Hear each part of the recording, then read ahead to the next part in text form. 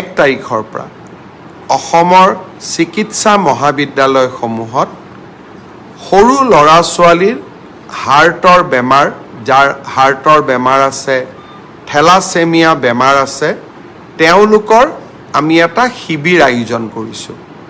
এই শিবিৰত যেতিয়া আপোনালোকে যোগদান কৰিব, কণমানি শিশুসকলৰ হৃদয়ত থকা হাৰ্টৰ বেমাৰ, বিশেষকৈ হাৰ্টত থকা ছিদ্ৰ, অৰ্থাৎ হাৰ্টত যি সৰু সৰু ফুটা হৈ যায়, এনে ধৰণৰ বেমাৰবিলাক আমি মেডিকেল কলেজসমূহত লৈ গৈ আমি দেখুৱাব পাৰিম। আৰু ডক্টৰসকলে যদি কয় অপাৰেশ্যন লাগিব, আমি অসমত বা অসমৰ বাহিৰত লৈ গৈ আমি অপাৰেশ্যন কৰি লৈ আহিম। থেলাছেমিয়া ৰোগৰ ৰোগীসকলকো আমি এই স্বাস্থ্য শিবিৰলৈ নিমন্ত্ৰণ জনাইছোঁ। বহু থেলাছেমিয়া ৰোগত আক্ৰান্ত ৰোগী বন মেৰু ট্ৰান্সপ্লাণ্টৰ জৰিয়তে তেওঁলোক নিৰোগী হয়। বন মেৰু ট্ৰান্সপ্লাণ্ট কৰিবৰ বাবে প্ৰায় 9-10 লাখ টকাৰ প্ৰয়োজন হয়। আমি বিনামূল্যে 14 বছৰৰ শিশুসকলৰ আমি বন মেৰু ট্ৰান্সপ্লাণ্ট কৰাৰো ব্যৱস্থা কৰিম। সেইবাবে মই আহ্বান জনাম যে আমাৰ 14 বছৰৰ তলৰ শিশুসকল, যাৰ হৃদয়ৰ হাৰ্টত বেমাৰ আছে বা থেলাছেমিয়া ৰোগত আক্ৰান্ত হৈ আছে, তেওঁলোকক যাতে আপোনালোকে অহা পষেকটোত মেডিকেল কলেজসমূহলৈ লৈ আহে। বাতৰি কাকতত বিজ্ঞাপন ওলাইছে কোন দিনত কোনখন মেডিকেল কলেজত ডক্টৰসকল থাকিব, আপোনালোকে তেনেকৈ ৰোগীসকলক লৈ আহিব।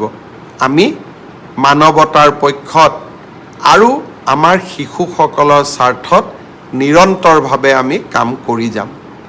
কম্পালচৰি মুছলিম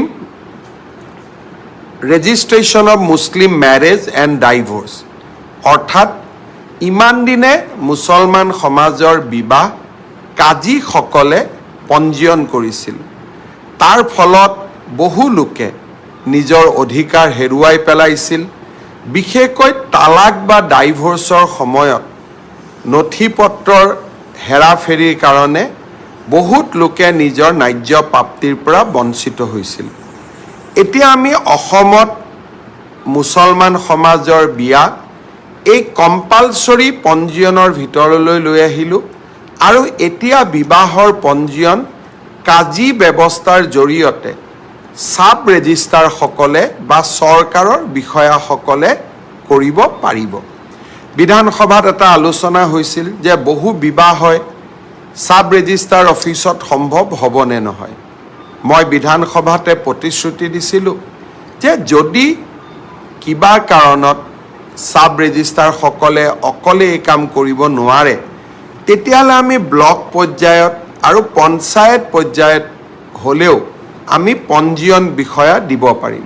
কিন্তু গোটেইবোৰ ৰেজিষ্ট্ৰেশ্যন এটা পৰ্টেলৰ মাজেদি হ'ব, কোনেও নথি পত্ৰৰ হেৰাফেৰি কৰিব নোৱাৰিব। বিবাহ আৰু বিবাহ বিচ্ছেদ দুয়োটা চৰকাৰৰ নজৰত থাকিব আৰু ই ভুক্তভোগীক সময়ত আইনৰ সহায় দিয়াত সহায় কৰিব।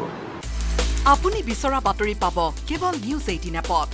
নিউজ 18 এপ ডাউনলোড কৰিবলৈ স্কেন কৰক এই QR কোড। গুগল প্লে ষ্টৰতো পাব এই নিউজ 18 এপ।